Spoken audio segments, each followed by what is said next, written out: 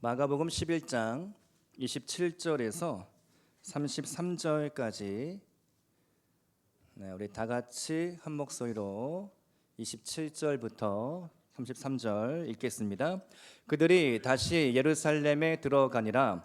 예수께서 성전에서 거니실 때에 대제사장들과 서기관들과 장로들이 나와 이르되 무슨 권위로 이런 일을 하느냐? 누가 이런 일을 할 권위를 주었느냐? 예수께서 이르시되 나도 한 말을 너희에게 물으리니 대답하라. 그리하면 나도 무슨 권위로 이런 일을 하는지 이르리라. 요한의 세례가 하늘로부터냐 사람으로부터냐 내게 대답하라. 그들이 서로 의논하여 이르되 만일 하늘로부터라 하면 어찌하여 그를 믿지 아니하였느냐 할 것이니 그러면 사람으로부터라 할까 하였으나 모든 사람이 요한을 참 선지자로 여김으로 그들이 백성을 두려워하는지라. 이에 예수께 대답하여 이르되 우리가 알지 못하노라 하니 예수께서 이르시되 나도 무슨 권위로 이런 일을 하는지 너에게 이르지 아니하리라 하시니라. 아멘. 할렐루야. 오늘 이 오후 예배에도 성령께서 말씀하시는 음성이 여러분 귓전에 들려질 수 있기를 축복드립니다. 오늘은 마가복음 강해 하늘의 권위라는 제목으로 말씀을 나누겠습니다. 제가 오후 예배를 드릴 때마다 그런 생각을 합니다. 우리 교회의 가장 핵심 중의 핵심들이 여기 다 모여 계시다. 우리 교회를 가장 사랑하시고 또 가장 기도하시고 그런 분들이 오후 예배를 지키고 함께 드린다는 생각을 해보게 됩니다. 우리 교회를 보면 대부분이 이게 직분을 다 받으셨습니다. 웬만하면 장로님, 웬만하면 권사님, 웬만하면 안수 집사님, 집사 이상의 분들이 대부분 90% 거의 이상인 것 같습니다.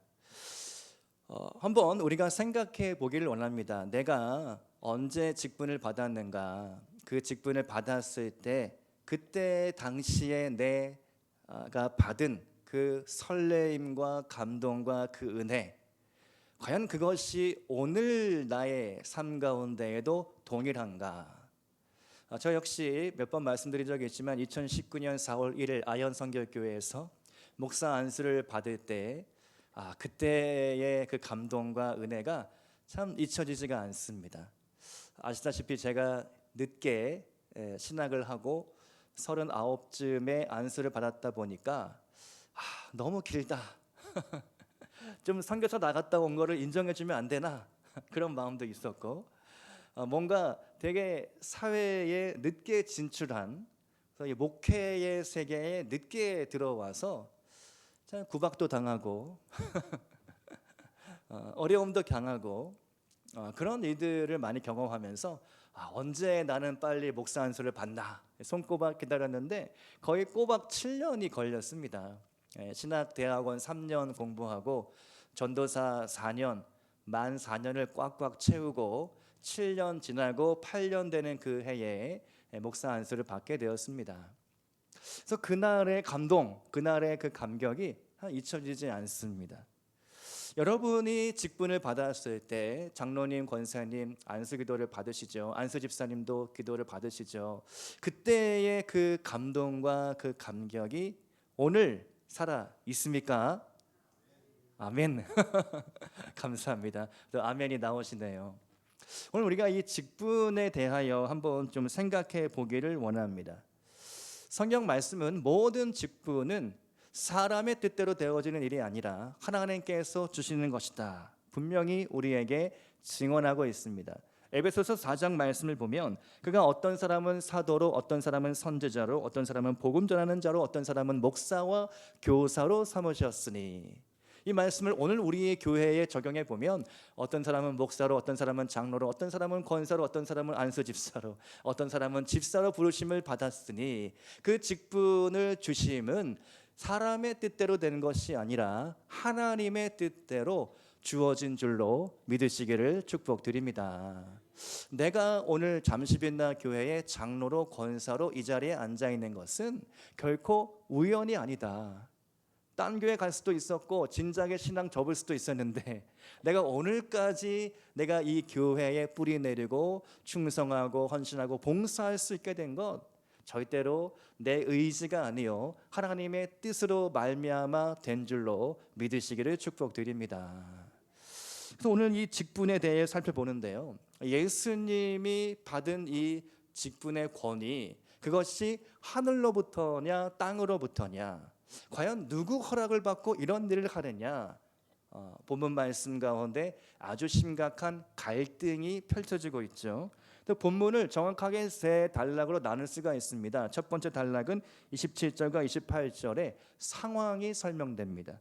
그리고 29절과 30절 말씀에 질문이 나옵니다. 그리고 세 번째로 31절, 32절 말씀에서 응답이 나옵니다. 상황이 있고 질문이 있고 응답이 있죠. 이 세 구조로 함께 살펴보면서 우리가 받은 이 직분을 가지고 내가 어떻게 하나님 앞에 충성해야 할까 함께 나누고자 합니다. 첫 번째로, 직분이 내 자리가 될 때 위험합니다. 직분이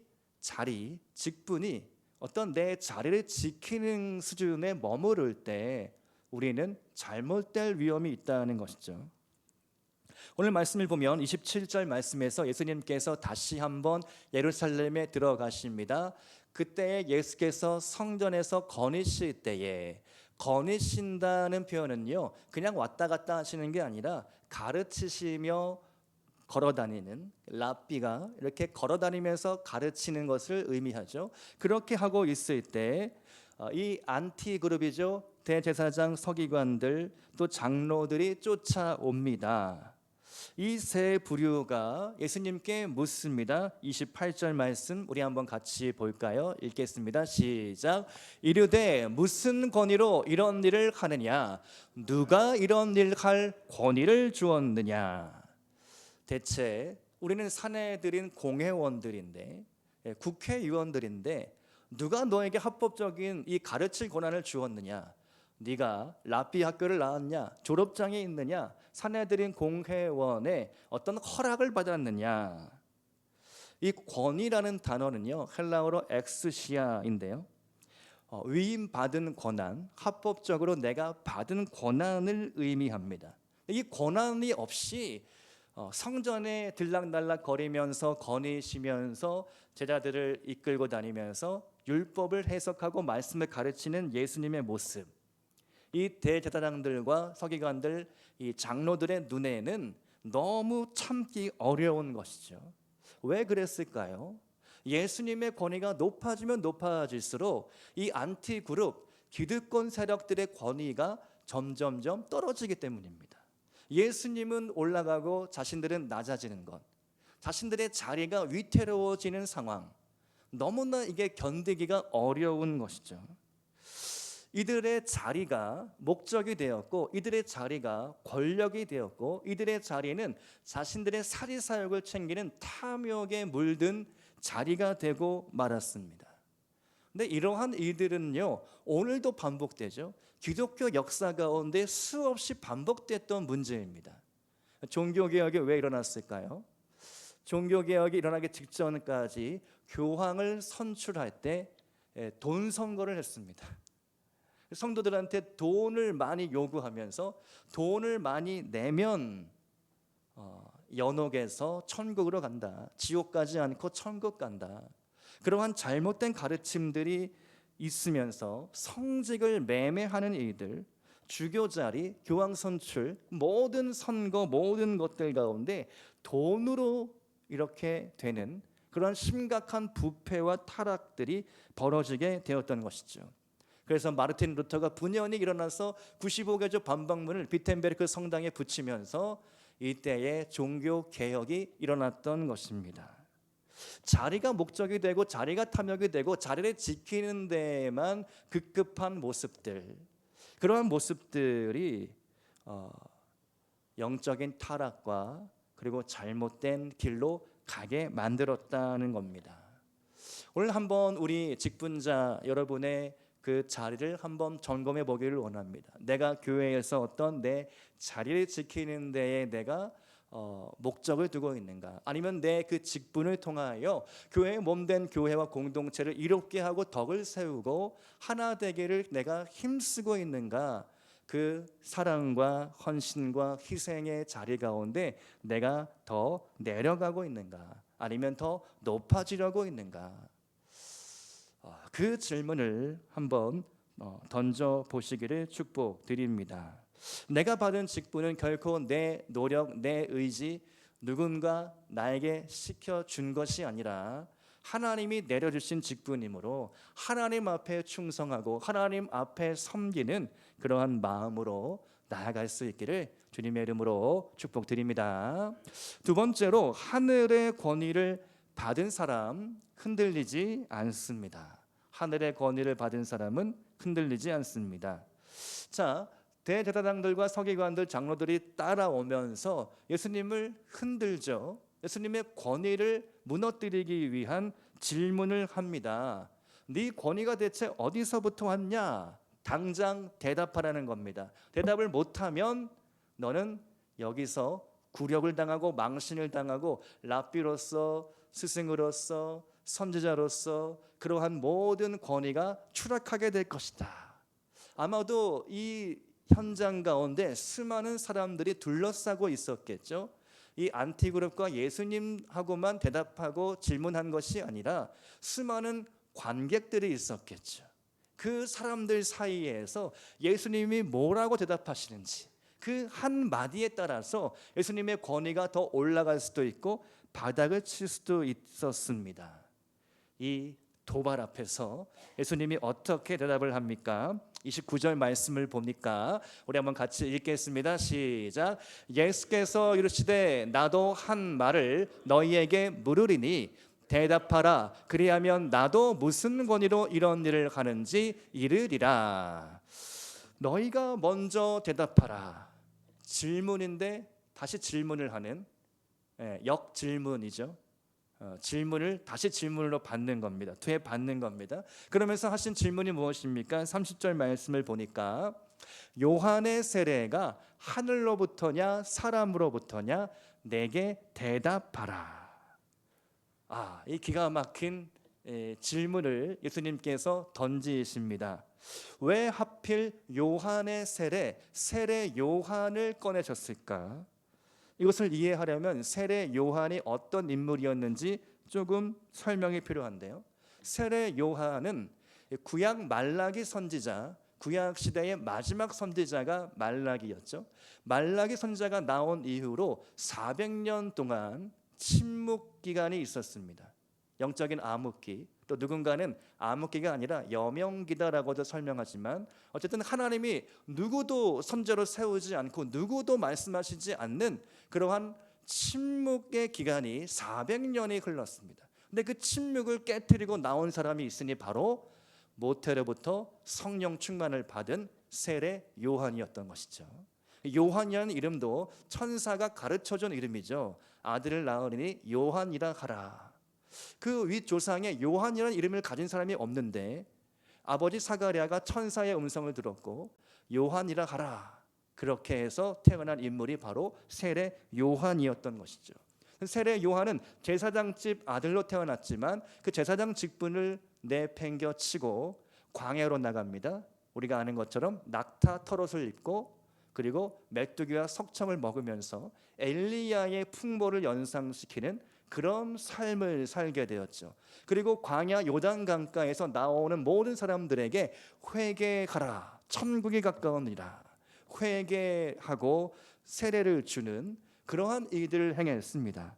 그래서 이 세례 요한 하면 모든 백성들이 그 사람은 하나님의 선지자야, 그 사람은 엘리야와 같은 사역을 하고 있어, 누구나 다 인정하는 사람, 바로 그 사람이 세례 요한이었습니다. 그 역시 예수님처럼 사내들인의 허락도 없었고 랍비 학교의 졸업장도 없었고 그 누구의 인정도 받지 않았지만 독자적인 그 사역의 그 규모, 그 사역을 그가 일으키고 있었던 것이죠.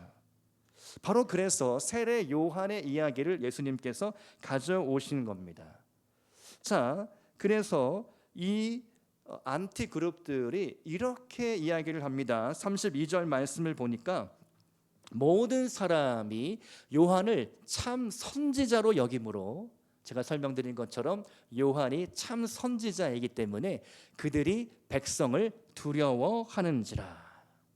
예수님의 이 질문, 딜레마에 빠뜨리는 질문이었죠.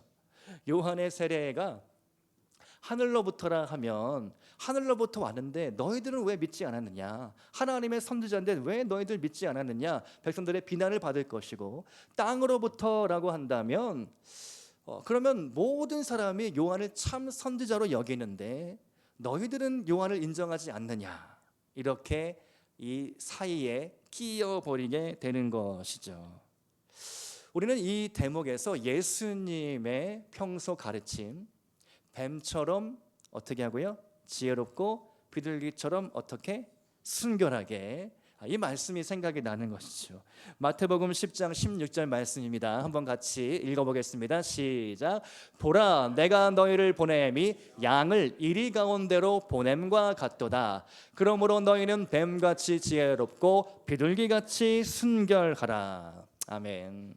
세상을 살아가면서 세상을 어떻게 우리가 지혜롭게 대처하고 살아갈 것인가, 이 말씀 가운데 놀라운 지혜가 있죠. 뱀처럼 지혜롭게, 때로는 우리가 이리오리조리 이렇게 좀 피해 다닐 필요도 있습니다. 그리고 비둘기처럼 순결한 마음으로, 정직한 마음으로 살아야 할 일들이 있습니다. 이 두 가지 약간 모순적으로 들리긴 하지만 비둘기처럼 순결하고 뱀처럼 지혜롭게 우리가 하나님의 일을 감당해 내어야 하겠습니다. 토요 전도를 할 때도 그렇고요, 교회가 어떤 일을 할 때 참 뱀처럼 지혜로울 필요가 있습니다. 아무래도 우리가 여러 가지 활동을 하다 보면 1층에 이렇게 집집마다 음식을 파는 곳도 있고 여러 이런 상황들이 있기 때문에, 또 아카데미 빌딩 다른 입주자들도 있기 때문에 여러 가지 상황들을 보면서 우리가 지혜롭게 전도할 필요가 있다는 것이죠. 또 우리의 일상 속에서, 직장 생활 속에서, 가정 속에서, 세상 속에서 뱀처럼 지혜로울 필요가 있겠습니다. 우리의 한마디 말을 하더라도 그 말이 상대방에게 어떻게 들릴까 항상 주의하면서 지혜로운 언어 사용이 필요하다는 것이죠. 예수님이 바로 그러한 지혜롭게 대답을 하셨습니다. 그 지혜를, 그 성령의 지혜를 날마다 구하실 수 있기를 축복드립니다. 세 번째로, 땅의 권위는 하늘의 권위를 못 당해냅니다. 자, 이제 대적자들, 안티그룹들 말문이 막히는 거죠. 세상은 하나님의 지혜를 당해내지 못합니다. 아무리 많은 경력과 세상 박사학위를 가졌다 할지라도 하나님의 지혜 앞에 말문이 막혀버리는 것이죠. 31절, 32절 말씀 아까 읽긴 했지만 우리 한번 같이 더 읽어볼까요? 시작. 그들이 서로 의논하여 이르되 만일 하늘로부터라 하면 어찌하여 그를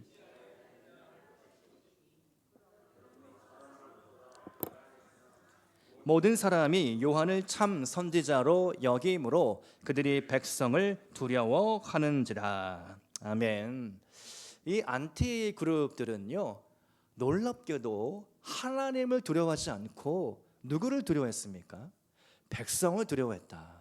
여론이 무서웠습니다. 여론이 들끓을까, 백성들을 의식하고 민심을 살피는데 정말 백성을 위한 살핌이 아니라 그저 자신들의 자리와 기득권을 지켜내기 위한 그러한 살핌이었던 것이죠. 하나님을 두려워야 할 사람들이 백성을 두려워했다. 이 얼마나 안타까운 현실입니까?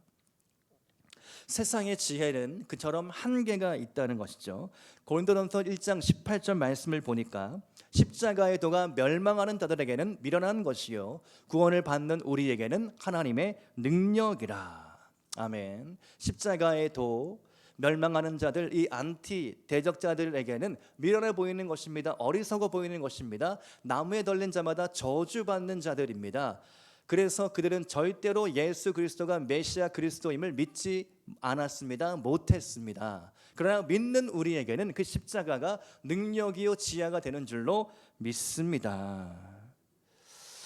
고린도전서 2장 4절과 5절 말씀을 보니까 또 이런 말씀이 나오죠. 한번 같이 읽겠습니다. 시작. 내 말과 내 전도함이 설득력 있는 지혜의 말로 하지 아니하고 다만 성령의 나타나심과 능력으로 하여 너희 믿음이 사람의 지혜에 있지 아니하고 다만 하나님의 능력에 있게 하려 하였노라. 아멘. 우리의 삶을 살아가는 태도는요, 인간적인 어떤 지혜가 아니라 성령의 지혜와 능력을 받아서 살아가야 한다는 것입니다. 오늘 주일 아침에 제가 눈을 딱 떴는데 목이 너무 아픈 겁니다. 어제 잠자기 전에 목이 약간 이렇게 뭔가 붓는 느낌이 들었거든요. 이렇게 목을 딱 짚는데 목이 약간 이게 맥박이 뛰지 않습니까? 평소보다 좀 뭔가 이렇게 빨리 뛰는 것 같은. 그래서 빨리 씻고 자야겠다. 일찍 잠을 청하고 아침에 눈을 딱 떴는데 목이 너무 아픈 겁니다. 이건 목 감기구나. 그래서 바로 이 약을 먹고 있는데 주일 예배를 드리기 직전에 하나님 오늘 주일 예배를 잘 시간 인도해야 되는데 주님 도와주십시오. 기도하면서 한 가지 말씀이 떠올랐는데요. 하나님의 나라는 말에 있지 아니하고 능력에 있습니다. 이 말씀이 떠오르면서 주님 그렇습니다. 내가 말의 지혜로 내가 설교 온 거를 잘 준비하고 했지만 하나님 이것이 인간의 언어로 인간의 지혜로 전달되는 것이 아니라 성령의 지혜로 성령의 능력으로 나타나기를 원합니다. 약해질 때 더 간절해집니다. 아플 때 더 간절해져요. 아프니까 하나님을 더 찾게 되고 붙잡게 됩니다. 그런 기도를 드리면서 지금도 예배를 인도하고 있는데요. 세상을 살아가는 원리 원칙이 동일합니다. 믿음의 영역, 세상의 영역 우리가 구분할 이유가 없는 것이죠. 우리가 믿는 믿음으로 세상을 능히 살아갈 수가 있습니다. 사람들을 만날 때 저 사람 참 말을 잘한다, 못당해낸다 라고 할 때에 우리가 인간의 지혜로 하는 것이 아니라 하나님의 지혜로 우리가 말을 할 때 사람들이 우리의 말에 귀를 기울이고 그 말에 순복하고 엎드려지게 되는 것이죠. 그래서 우리가 성령을 받으면, 성령의 지혜를 받으면 우리의 말의 은사가 풀려지고 말의 권세가 있는 줄로 믿습니다. 제가 어제 저녁에 한 책을 읽는데 그 책에 예수를 안 믿는 일본 사람이 쓴 책인데요. 그 책에 그런 글이 나오는 겁니다. 일본 말에는 언령이라는 말이 있는데 말에는 영적인 힘이 깃든다라는 표현입니다. 그러면서 우리가 말을 할 때에 그 말에 영적인 파워가 나타난다는 겁니다. 아니 이분은 예수도 안 믿는 일본 사람인데 어떻게 이런 진리를 깨우쳤을까? 그분이 하나님을 모르고 예수님을 모를지 모르지만 말에는 힘이 있고 말에는 권세가 있다는 것을 깨달았던 것이죠. 그래서 언령이다. 말에는 영적인 힘이 깃들어 있다. 그러므로 우리가 말을 할 때는요 주의 깊게 해야 합니다. 이 말이 부정적인 언어로 나타나면 부정적인 것들이 너무나 쉽게 전염이 되어버립니다.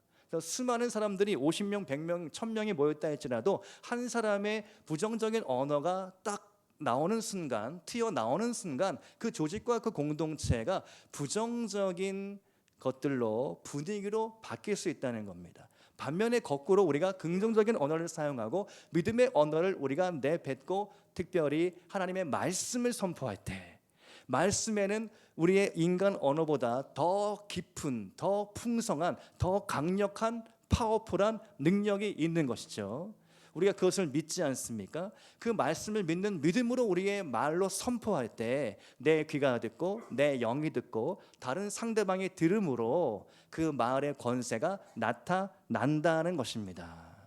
그 말의 지혜를, 말의 비밀을 깨닫고 그 말을 자주 가능하면 예수님의 말씀을 또 하나님의 말씀을 입으로 선포하시기 바랍니다. 염려가 들 때 염려야 떠나가라. 그리고 하나님의 말씀을 선포하는 것이죠. 아무것도 근심하지 말고 걱정하지 말고 염려하지 말아라. 얘가 예수의 이름으로 선포하는 겁니다. 그렇게 하나님의 말씀을 선포하고 우리가 고백할 때 우리의 심령에 그러한 부정적인 것들, 어두운 것들이 떠나갈 줄로 믿습니다. 그래서 언어에는 힘이 있다는 것이죠.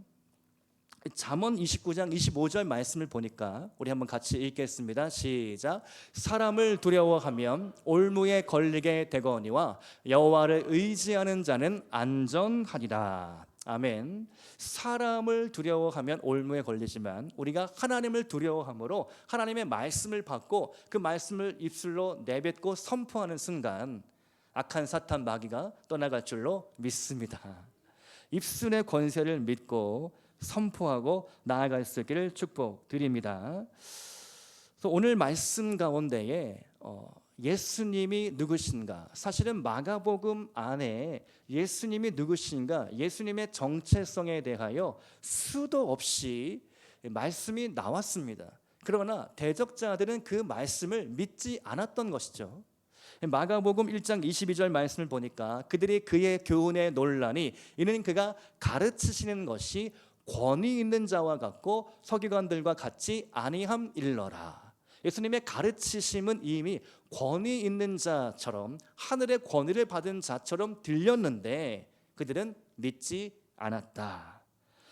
마가복음 1장 27절 말씀을 보니까 다 놀라 서로 물어 이르되 이는 어찌미냐 권위 있는 새 교훈이로다. 더러운 귀신들에게 명한즉 순종하는도다.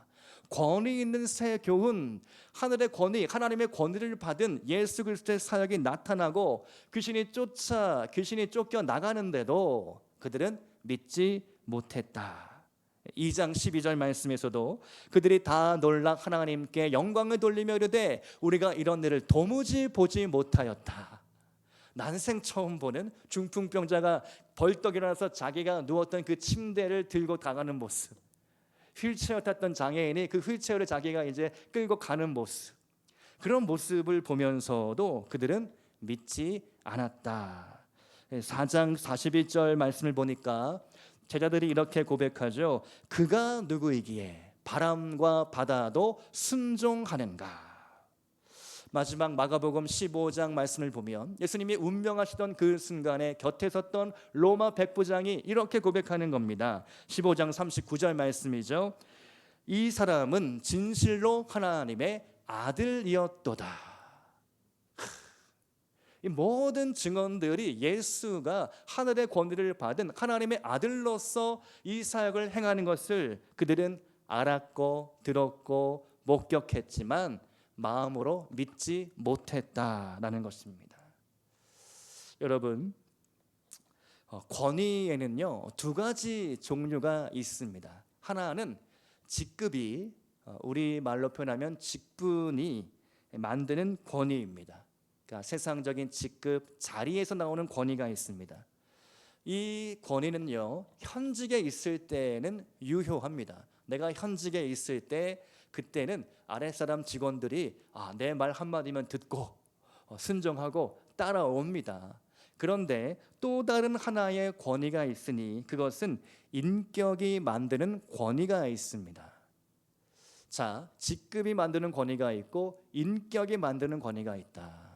인격이 만드는 권위는 그럼 어떻게 다른가? 내가 현직에 있을 때나 물러나 은퇴했을 때나 인격으로 구성된 인격이 만든 권위는 유효하다. 사라지지 않는다. 여러분 어떻습니까?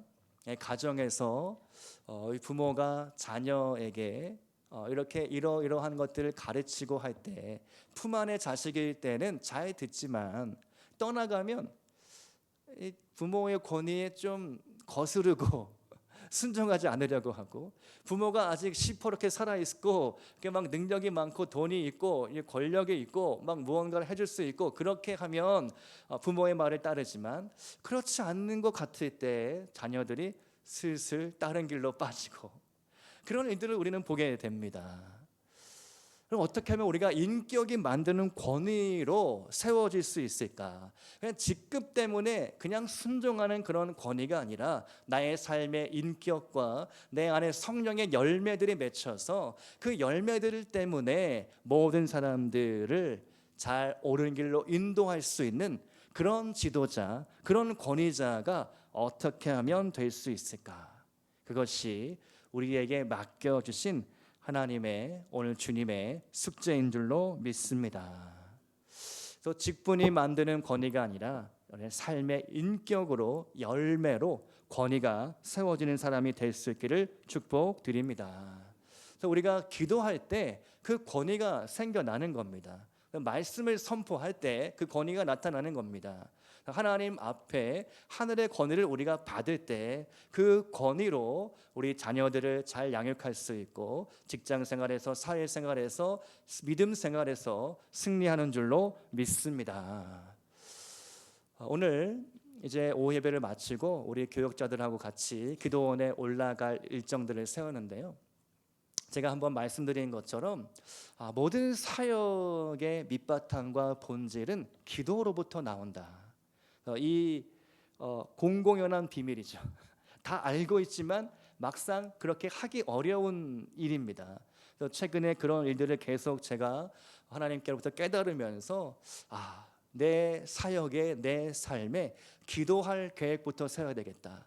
기도를 어떻게 해야 할지, 누구를 위하여 어떻게 기도해야 할지 기도 계획을 세우고 그 기도의 능력으로 내가 사역하고 살아갈 힘을 얻어야 되겠구나.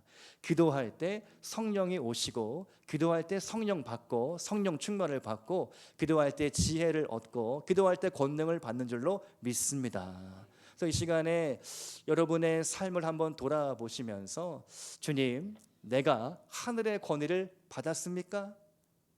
받았다면 하나님 그 하늘의 권위가 하나님 내 삶 가운데 나타나기를 원하고, 하나님 그 권위, 기도로 나의 권위가 세워지게 하시고 나의 믿음으로 권위가 세워지게 하여 주셔서 내가 장로고 목사고 권사고 전도사고 내가 안수집사고 내 직분 때문에 권위가 나타나는 것이 아니라 하늘의 권위로 이 모든 삶의 사역들을 내가 감당하기를 원합니다. 그러한 기도로 우리가 이 시간에 함께 나아갈 수 있기를 주님의 이름으로 축복드립니다. 함께